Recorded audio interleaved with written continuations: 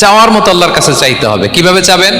বিনয়ের সাথে চাবেন, আর ইয়াকিন রাখবেন আমার দোয়া আল্লাহ কবুল করবেই।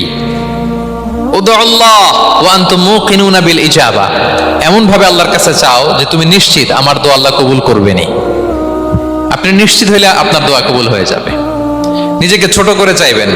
ফাসআলুল্লাহ বিবুতুনি আকুফিকুম, বিষ্ণু বলেন তোমাদের হাতের তালুগুলো উপরের দিকে, ভিক্ষুকরা যেমনি চায়, স্যার 2 দিন ধরে কিছু খাই নাই স্যার, 2টা টাকা দেন, এই যে এইভাবে যে চায় হাত পাতে, এরকম হাতের তালুগুলো উপরের দিকে করে ভিক্ষুকের মতো আল্লাহর কাছে চাও।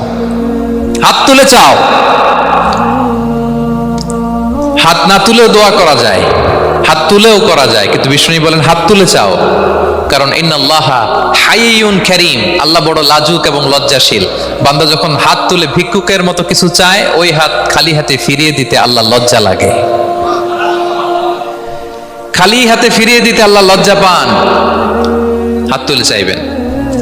দোয়াতে আল্লাহর নামগুলো ধরে ধরে ডাকুন, ইয়া আল্লাহ, ইয়া রহমান, ইয়া রহিম, ইয়া হাইয়ু, ইয়া কাইয়ুম বিরহমাতিকা আস্তাগীথ।